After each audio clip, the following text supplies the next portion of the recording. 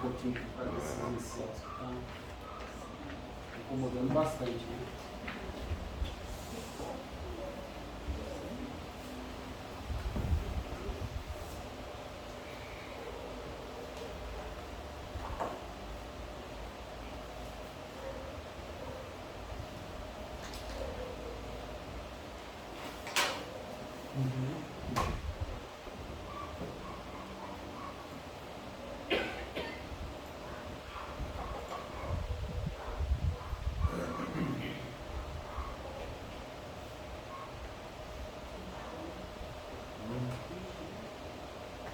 Vamos pedir as bênçãos do Senhor agora.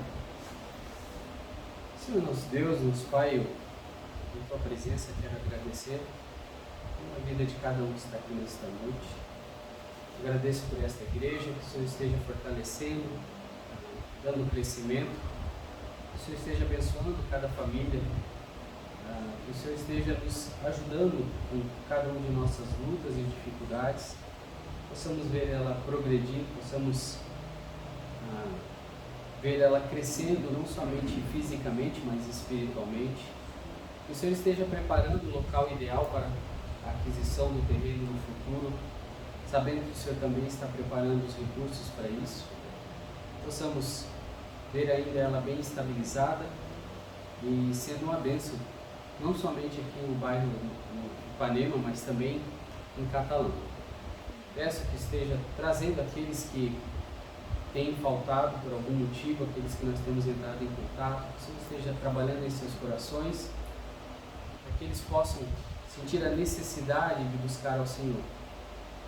Porque eu sei que o Senhor já está os buscando, mas que eles possam ouvir a Tua voz. Abençoa, Senhor, eu te peço. Pastor Bill, sua família, abençoa cada família que está aqui hoje e aqueles que não puderam ir por algum motivo também. E abençoa a mim, que estarei trazendo a mensagem da Tua palavra.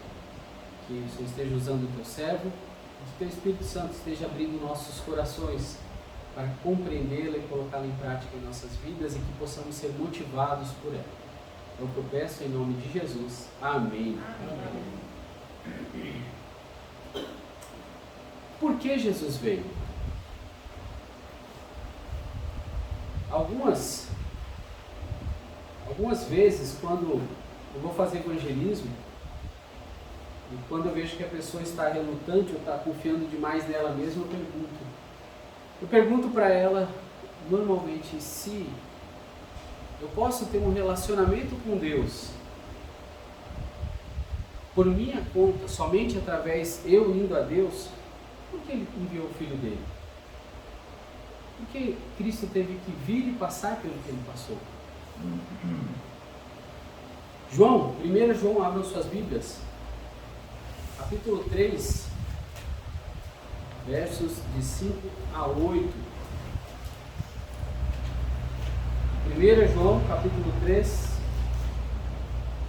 versos de 5 a 8.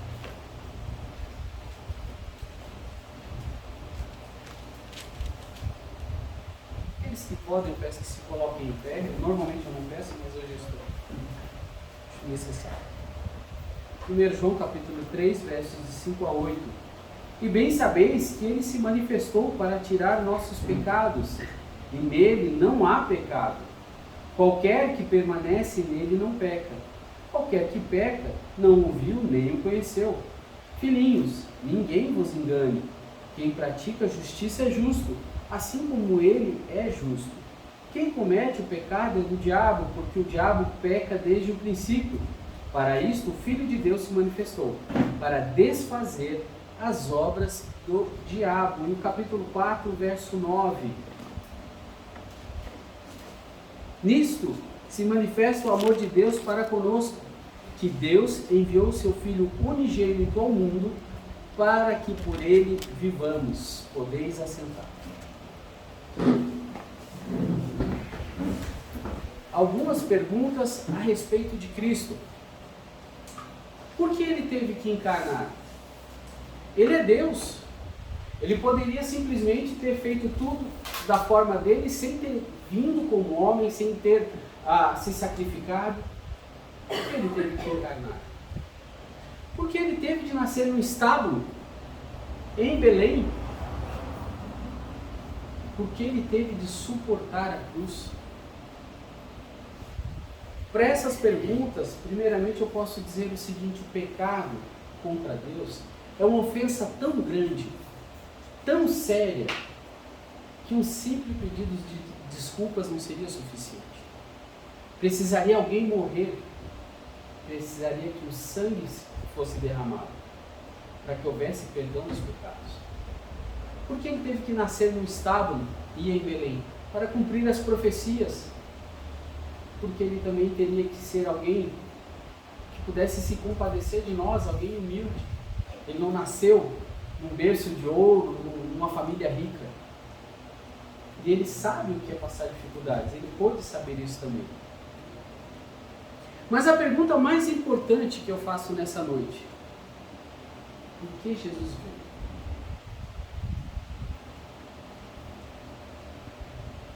Ele veio para tirar os nossos pecados, no capítulo 3, verso 5. E bem sabeis que ele se manifestou para tirar os nossos pecados. Não havia outra forma, não tinha outro jeito. Não tem como ter os pecados perdoados a não ser através de Cristo. E nós todos somos pecadores. Romanos 3, 23 fala isso, porque todos pecaram e destituídos estão da glória de Deus. Qualquer outra igreja, qualquer outro ensino que diga ao contrário, está errado. A Bíblia diz que nós somos pecadores. Não importa se é o Papa, não importa quem quer que seja. Não importa se foi Buda, não importa Maomé, não importa. Todos são pecadores. Todos se desviaram. Todos a uma se fizeram inúteis, a Bíblia diz em Romanos também. E o pecado, ele traz tristeza, ele traz sofrimento e ele traz morte. Romanos 5,12, portanto, como por um homem entrou o pecado no mundo, e pelo pecado a morte, assim também a morte passou a todos os homens, por isso que todos pecaram. Eu coloquei Chloe ali. Essa semana, numa das vezes que eu estava fazendo um devocional com as minhas filhas, eu sento com elas no sofá, e aí eu faço o devocional com elas, muitas vezes.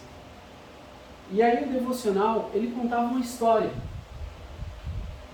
A história dizia o seguinte, que o pai foi pegar o filho na escola, aí o filho entrou no carro, e assim que o menino entrou no carro, chegou outro rapazinho e perguntou: ei tio, posso lavar seu carro? Aí ele: não precisa lavar não, eu não quero, não tem dinheiro agora para pagar. Não, mas é de graça. Aí ele falou: é de graça? Não é de graça não. Pegou e foi embora. Aí depois, ele ficou sabendo, através de um outro coleguinha do amigo do filho dele, dizendo: olha, hoje eles estavam lavando os carros das pessoas lá na escola, de graça, porque os comerciantes da cidade estavam, para cada carro que eles lavassem, eles iam receber um dinheiro para poder ser doado para pessoas necessitadas. Aí ele pegou o carro, voltou correndo na escola. Quando ele chegou lá, ele disse: cadê o pessoal que está lavando o carro? Aí eles falaram: olha, eles já acabaram, já foi guardado tudo, é tarde demais. A ideia do devocional, que é para crianças, porque é uma história bem simples. A ideia do devocional é que as pessoas perdem a oportunidade de aceitar a Cristo como Salvador porque não acreditam que é de graça. E para muitas delas é tarde demais. Aí a Chloe, por isso que eu coloquei Chloe, porque ela falou assim: detesto duas palavras. Ela disse: quais? Tarde demais e não. Ela disse: você não gosta da palavra não? Nem da palavra tarde demais, das palavras tarde demais? Não gosto. Tem certeza, filho? Ela tem. Então se eu disser para você, sim ou não, posso pegar todos os seus brinquedos e doar para as pessoas lá na rua? Você vai dizer sim ou não? Ela parou, ficou me olhando. Eu vou dizer não. Eu disse: você disse que não gosta da palavra não. Aí eu fui explicar para ela o porquê do devocional, o que ele estava querendo dizer e por que existe o não. Por que existe tarde demais? E principalmente eu disse, o não é por causa do nosso coração. O nosso coração é pecaminoso. Nós temos sempre o desejo pelas coisas erradas, é natural do ser humano, porque está lá dentro. Nós temos que orar para Deus, aqueles que já aceitaram a Cristo como Salvador, precisa orar, precisa buscar o Senhor para ajudar a não cair em tentações. Mas a nossa tendência é dizer não para Deus, e dizer sim para o pecado. Aí ela fez uma coisa que eu achei muito interessante, porque ela deu um soco no peito dela. Coração mau. Eu disse, filha, coração mau. O coração é mau, é pecaminoso. Por isso Cristo teve que vir morrer por nós, porque o nosso coração é mau, porque nós somos inclinados à maldade. Mas Deus nos amou e enviou o Filho dele para morrer por nós, para tirar os nossos pecados. Porque se não fosse por isso, nós estávamos caminhando para o inferno. Porém, Jesus veio trazer-nos vida eterna. Romanos 6,23. Porque o salário do pecado é a morte, mas o dom gratuito de Deus é a vida eterna por Cristo Jesus nosso Senhor. Tem gente que tem até dificuldade em assimilar isso. E eu pensando sobre essa questão da vida eterna, aqueles que já aceitaram a Cristo como Salvador, a Bíblia diz que a gente morre. Aqueles que já aceitaram Cristo como Salvador, a gente morre. Quando Estevão foi apedrejado, a Bíblia diz que então Estevão morreu? Ele adormeceu. Porque aquele que já aceitou Jesus como Salvador, ele tem a vida eterna já. Ele não morre mais. O corpo pode até dormir, mas está vivo pela eternidade. Hoje nós já temos essa vida eterna. Foi concedida por Cristo quando a gente aceitou Ele como Salvador. A boa notícia: Jesus amou os pecadores. Ele veio para tirar os pecados e Ele amou cada um. Ele amou muito para fazer o que Ele fez. E é um amor que excede todo entendimento. E que muitas vezes as pessoas não compreendem isso. Elas não entendem o que é esse tipo de amor. No entanto, Ele era sem pecado, porque Ele não podia ter pecado para poder morrer pelos pecadores. Verso 5 vai dizer isso. Bem sabeis que Ele se manifestou para tirar os nossos pecados e nele não há pecado. Por isso Cristo é o Salvador perfeito. Hebreus 10, 12 a 13. Jesus, porém, tendo oferecido para sempre um único sacrifício pelos pecados, assentou-se à destra de Deus, aguardando daí em diante até que seus inimigos sejam postos por estrados dos seus pés. De uma vez por todas, Ele fez o sacrifício perfeito. Ele é o sacrifício perfeito por nós. Agora uma pergunta: Cristo é o seu Salvador? Eu sei que para muitos, ou para a maioria, ou todos, isso é uma redundância. Mas se tem uma coisa que eu aprendi, é que essa pergunta sempre tem que ser feita. Nós nunca sabemos quem na realidade está na igreja, mas não está na família de Deus. Cristo é seu Salvador? Ele também veio para destruir as obras do diabo. Verso 8, olha lá. Quem comete o pecado é do diabo, porque o diabo peca desde o princípio. Para isto, o Filho de Deus se manifestou, para desfazer as obras do diabo. Só uma colocação aqui nesse versículo. Quem comete o pecado é do diabo, no original, no grego, é quem vive pecando. Quem vive na prática do pecado. Porque nós pecamos ainda. Mas aquele que vive na prática do pecado e não se incomoda com isso, esse tem um problema sério. Talvez esse não seja filho de Deus. Mas o crente peca assim. Ele veio para destruir as obras do diabo. Quem comete o pecado é do diabo, porque o diabo peca desde o princípio. Eu já li o versículo. Para isso o Filho de Deus se manifestou para desfazer as obras do diabo. A obra do diabo no Éden, Gênesis capítulo 3, enganando Eva, fazendo-a comer o fruto proibido. Lembra que ele colocou em dúvida a palavra de Deus? Isso é o que acontece com muitas pessoas. Quando a gente vai falar de Cristo, quando a gente vai ensinar sobre Jesus Cristo, o diabo ele tenta enganar a cabeça para que as pessoas não compreendam, para que elas não entendam o que Cristo fez. E isso é muito sério, porque até estava conversando, não lembro se era com o irmão José, é algo tão simples, mas as pessoas não entendem. As pessoas ficam cegas E é Satanás quem está cegando.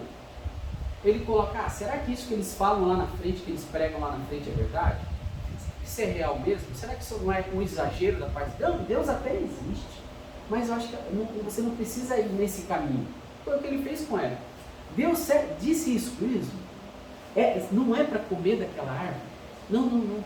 É para comer sim, porque o dia que você comer daquela árvore, você vai ser conhecedor do bem e do mal, assim como Deus.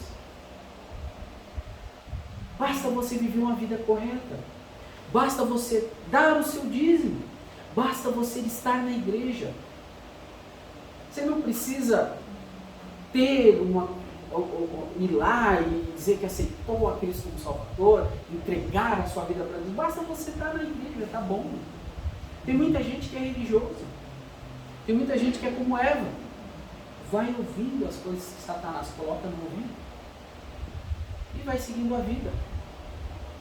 O problema é quando Cristo vier arrebatar a sua igreja.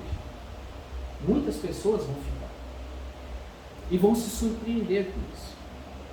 Lembra que eu já falei aqui sobre o pastor Jair e sobre alguns seminaristas que eu conheci, que aceitaram a Cristo lá no seminário. O pastor Jair, depois de 2 anos que já era pastor, veio a se converter. Outro pastor que eu conheço há muitos anos, passou por várias igrejas, os irmãos amavam aquele pastor, amam ainda, ele é vivo ainda, amam aquele pastor Ernesto, veio aceitar Cristo há pouco tempo atrás, acho que 1 ano ou 2 atrás, mas já com anos e anos de ministério. É algo simples, mas nós acabamos caindo na lábia de Satanás. Nós não, algumas pessoas, porque eu não caio, eu sei que você quer Cristo como Senhor e Salvador. Mas é importante isso. Satanás, ele está aí para fazer com que as pessoas não entendam, não creiam e se percam. A morte veio sobre todos por causa do pecado. Romanos, capítulo 5, se não me falha a memória, como por um só homem entrou o pecado no mundo, e pelo pecado a morte. A morte veio por causa do pecado. Nós vemos o testemunho na nossa frente, tantas pessoas morrendo. Não é algo natural. O homem não foi feito para morrer. Deus, quando fez o homem, ele não fez ele para morrer. Só que o pecado bagunçou tudo. A obra de Deus no Éden, procurando Adão e Eva que estavam com medo, prometendo um redentor descendente que feriria a cabeça da serpente. Nós não buscamos a Deus. Muita gente acha que busca a Deus. Nós não buscamos a Deus. Ele nos busca. E nós, alguns respondem quando Ele busca. Mas nós não buscamos. Não há ninguém que busque a Deus, a Bíblia diz. Nenhum sequer. Todos se extraviaram e a uma se fizeram inúteis. Romanos fala isso. Mas Ele toma a iniciativa como Ele tomou com Adão e Eva. Adão, assim que comeu o fruto e que começou a entender o que ele fez, ele e Eva, o que ele poderia ter feito? Tudo bem, ele ficou com vergonha, fez as roupas de folhas lá, mas ele não poderia ter buscado a Deus. Senhor, olha, a gente cometeu um erro, fizemos isso. Mas qual foi a reação dele? Se esconder. A reação natural do homem é se afastar de Deus por causa do pecado, não se aproximar. Mas a reação de Deus é buscar o homem, é ir atrás do homem, mesmo salvo, porque tem pessoas que já aceitaram a Cristo, mas que infelizmente deixaram o mundo seduzidos e se afastam de Deus. Mas Deus amorosamente vem atrás. Ele busca aquele que é seu filho também, e Ele busca o perdido. Com amor eterno te amei, por isso com benignidade te atraí, a Bíblia fala. E Deus nos ama tanto, porque Ele podia deixa para lá esse povo. Eles são rebeldes, têm um coração duro, desde a sua mais tenra infância. A Bíblia fala isso, quando Ele fala a respeito de Israel, tem um coração duro. Nós temos um coração duro, infelizmente. Mas Deus está constantemente nos chamando a atenção, nos buscando e tocando, dizendo, olha, muda, filho. Para de fazer isso. Administra melhor seu tempo. Não julgue da forma errada. Me sirva. Deus, Ele vai atrás de nós para que a gente possa servir. Assim como Ele foi atrás de Adão. Ele poderia simplesmente ter acabado com Adão e Eva. Não poderia? Ele é Deus. Mas Ele fez todo um plano da salvação. Para que eu e você pudéssemos estar aqui hoje adorando Ele. Para que eu e você pudéssemos ter a certeza da salvação. E Ele mostrou esse plano para Adão. Ele fez o sacrifício e mostrou para Adão como deveria fazer. Na cruz, a promessa foi cumprida. O Senhor Jesus ainda está destruindo as obras do diabo, salvando aqueles que vierem a crer nele. João 6,37. Todo o que o Pai me dá virá a mim, e o que vem a mim, de maneira nenhuma o lançarei fora. Eu já ouvi pessoas falando assim, não, eu não mereço. Eu não mereço. Eu conheci pessoas que eu queria chacoalhar essas pessoas, dizendo, não, mas Deus te ama. Ele deu o filho dele para morrer por você. Não, mas eu não mereço, eu fiz muita coisa errada, eu não mereço. Não merece mesmo. É de graça. Você nunca, nem eu, nunca vamos merecer. É de graça. É por amor. E Cristo diz, ó, aquele que o Pai me dá, de maneira nenhuma lançarei fora. Qualquer um que vai a Ele, Ele não vai recusar.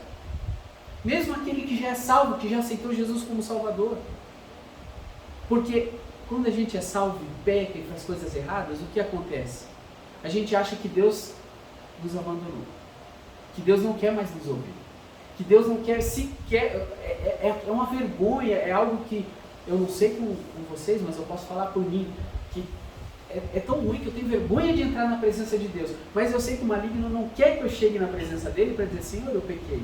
Me ajuda, restaura a comunhão com o Senhor. Infelizmente, a gente tem essa tendência de se afastar de Deus quando peca. Está errado. Quando nós pecamos, nós temos que ir. Aí que a gente tem que ir, Senhor, eu pequei. Eu pequei. Restaura a comunhão. Eu sei que eu vou receber, vamos dizer assim, vou colher aquilo que eu plantei. Mas eu sei também que a tua graça e a tua misericórdia, aonde abundou o pecado, superabundou a graça. Transformando vidas, fazendo novas criaturas. 2 Coríntios 5,17. Assim que se alguém está em Cristo, nova criatura é. As coisas velhas já passaram, eis que tudo se fez novo. Quantos testemunhos eu já vi de pessoas que eram perversas até o último fio de cabelo. Tem uma que eu quero pesquisar, ver se isso é verídico, e eu quero acompanhar. Eu ouvi um boato que o Fernandinho Beiramar se converteu. Não sei se é verdade, mas Deus é poderoso para isso, para converter pessoas como ele. Então eu sou melhor que ele? Não. Eu sei que eu fui lavado, mas eu sou tão pecador quanto. Mas Deus transforma vidas. Pega pessoas que estavam mergulhadas no pecado, pessoas que estavam fazendo as piores coisas do mundo, que aos nossos olhos eram terríveis. Veja o exemplo de Davi, que adulterou, que pegou a mulher de um homem, matou o homem assassino. Fosse nos nossos dias, como nós iríamos olhar para Davi? Como nós iríamos olhar para Salomão? Ia tacar ele na fogueira, ia queimar eles. Mas Deus os perdoou. Eles escolheram os frutos? Sim, escolheram os frutos das atitudes deles. Mas Deus transforma. Libertando os cativos por Satanás, João 8,36. Se pois o Filho vos libertar, verdadeiramente sereis livres.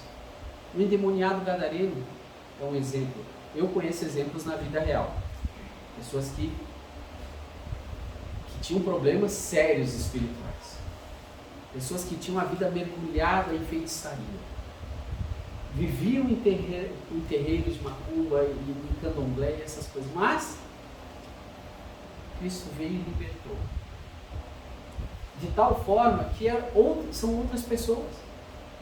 Eu conheço um rapaz que era muito envolvido com isso, era roqueiro, amava esse tipo de coisa, ocultismo. Quando ele aceitou a Cristo, ele tinha um cabelão comprido, bem comprido, andava com o cabelo dividido no meio assim, aquelas roupas pretas. Mas se vocês conhecessem ele hoje aqui, vocês dizem, não, esse rapaz nunca foi roqueiro. É o que Cristo faz. Ele liberta, ele transforma, ele tira das garras de Satanás.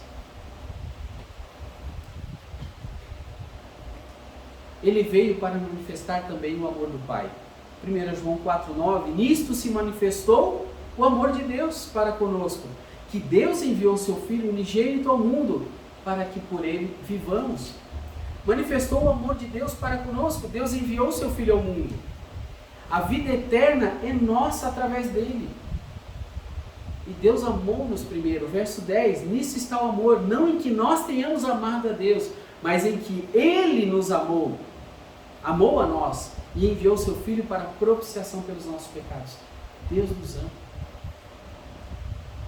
Deixa eu lhe fazer uma pergunta. Aqueles que têm filhos, você daria seu filho para morrer por alguém? Eu não daria. Sinto muito. Eu até poderia, talvez, me colocar na frente de alguém para protegê-lo. Mas colocar minhas filhas para morrer por alguém, eu não faria isso. Por que você não faria isso? Porque você ama seus filhos. Porque eles são importantes para vocês.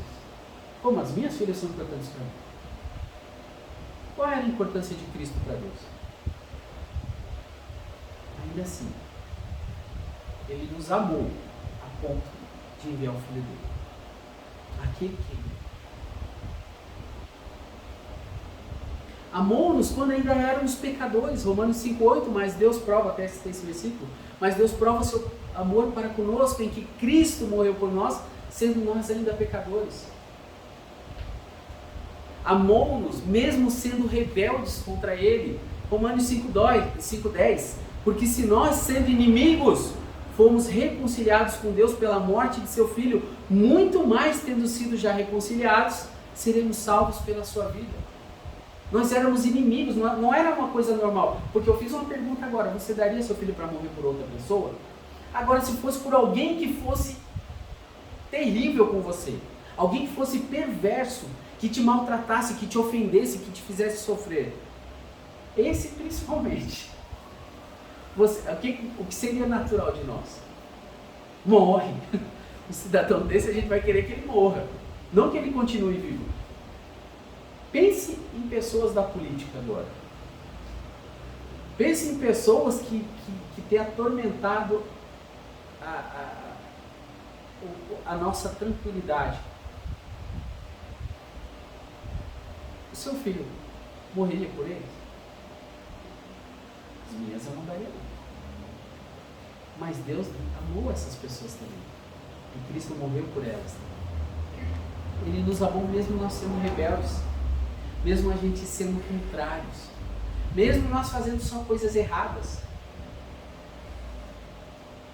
Esse amor motivou Deus a enviar Jesus para morrer por nós, Romanos 8,32. Aquele que nem mesmo a seu próprio Filho poupou, antes o entregou por todos nós, como nos não dará também com Ele todas as coisas? Além de nos amar, além de morrer por nós, Ele ainda nos abençoa, nos prometeu um lugar, nos deu a vida eterna. Quem pode explicar um amor assim? É difícil para as pessoas entenderem isso. Porque a gente está acostumado a ver o que a televisão mostra a respeito de amor. A televisão mostra um amor errado. Um amor que é: eu te amo se você me amar. Eu faço algo por você se você fizer algo por mim. Mas eu faço algo por você mesmo você me ofendendo, mesmo você cuspindo na minha cara, mesmo você batendo, mesmo você me crucificando, eu ainda te amo e ainda estou disposto a morrer por você. Já fiz essa pergunta? Por que algumas pessoas continuam rejeitando esse amor? Porque Satanás cega elas. Porque o mundo as seduz. Porque as pessoas estão mais preocupadas com a vida agora. Estão mais preocupadas em ter a casa, ter o carro, constituir família, ter todas as coisas que lhe agradam e lhe satisfazem. Nenhuma dessas coisas são erradas em si, eu já falei isso em outra mensagem. Mas quando envolve abandonar as coisas que eu gosto, que muitas vezes são pecados, para colocar Deus em primeiro lugar, para buscar a Deus, aí a história é diferente. Por que a igreja não está cheia, assim, lotada aqui? Por que nós não temos problemas, por enquanto, eu espero em Deus que isso mude, mas por que não temos problemas de espaço? Porque Deus não é a prioridade na vida das pessoas, nas nossas vidas. Essa é uma das coisas que diariamente, quando a gente percebe, vai deitar, vai pôr a cabeça no travesseiro, você diz, Senhor, me perdoa, porque aí você começa a lembrar, eu devia ter feito isso e eu não fiz, eu devia ter lido mais a Bíblia, mas eu não li, eu devia ter orado por aquelas pessoas, mas eu não orei, eu devia ter tomado essa atitude, mas eu não tomei, eu devia ter falado de Cristo para aquele meu colega de trabalho, mas eu não falei, eu deveria ter falado de Cristo para aquela pessoa da minha escola, mas eu não falei. Senhor, me perdoa. Só que infelizmente as pessoas não estão preocupadas com isso. Elas estão preocupadas com suas próprias vidas. E tem rejeitado esse amor. E um dia vai ser tarde. Eu estava pensando no ladrão da cruz. Nos dois. Eu fiquei tentando visualizar a imagem. Os dois estavam na beira do precipício. A poucos minutos de cair e nunca mais sair de lá. Mas um entendeu esse amor. Um entendeu quem era Cristo. E ao invés de ele cair, ele voltou para trás. O outro está até hoje, e pela eternidade. Mas um está na glória, porque não rejeitou. Ele entendeu quem ele era. Ele entendeu que ofendeu a Deus a vida inteira dele. Ele entendeu que ele merecia o que ele estava passando. Ele entendeu quem Jesus Cristo era e o que Jesus Cristo, o Senhor Jesus, poderia fazer por ele. Essa foi a diferença dos dois. Essa é a diferença para muitos de nós. Muitos de nós entendem e respondem a esse amor. Outros até entendem, mas preferem continuar suas vidas. Só que 80 anos, a Bíblia diz, é canseiro e enfado. Um dia vai morrer. Conclusão, a mensagem não é longa. Aqui temos a resposta de alguns motivos pelos quais Cristo veio ao mundo. Aqui temos um convite para ser perdoado, para ser livre. Livre do pecado, livre da escravidão do pecado. Para ser perdoado dos seus pecados, para restaurar a comunhão com Deus. Seja salvo em Jesus Cristo e entende que precisa restaurar a comunhão, precisa voltar à comunhão com o Pai.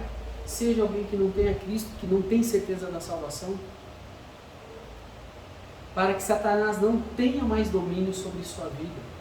Às vezes com aquele pecado de estimação, ele tenta de várias formas derrubá-los. Aceite esse convite de amor e viva para a glória de Deus. Amém? Vamos orar? Senhor, obrigado pela Tua palavra, principalmente obrigado pelo que o Senhor Jesus veio fazer. Que é morrer pelos nossos pecados, que é nos salvar do inferno, permitindo que nós fôssemos colocados na família de Deus, nós, aqueles que aceitamos a Cristo como Senhor e Salvador. Que o Senhor esteja trabalhando no coração de cada um e que Teu Espírito Santo esteja convencendo do pecado, da justiça e do juízo. Que possamos confiar no Senhor, que possamos abandonar qualquer tipo de pecado que tem sido constante em nossas vidas, que possamos resistir ao diabo para que ele fuja de nós, que possamos, Senhor, agradar a Ti com as nossas vidas, com as nossas palavras, com o nosso caminhar diário, no nosso seio familiar, como maridos, como esposas, como filhos, que possamos refletir esse amor, um amor tão grande que não se pode medir. Obrigado, Senhor, porque nós não merecemos, nunca iríamos merecer, mas a Tua graça nos alcançou. E que essa mesma graça alcance, Senhor, cada pessoa que ouvir essa mensagem pela internet, ou cada pessoa que recebe um folheto que nós entregamos, que Teu Espírito Santo alcance essas pessoas. E que possamos ver aqui nesta igreja o crescimento dela através de pessoas se convertendo. É o que nós pedimos, em nome de Jesus Cristo, nosso Senhor e Salvador. Amém.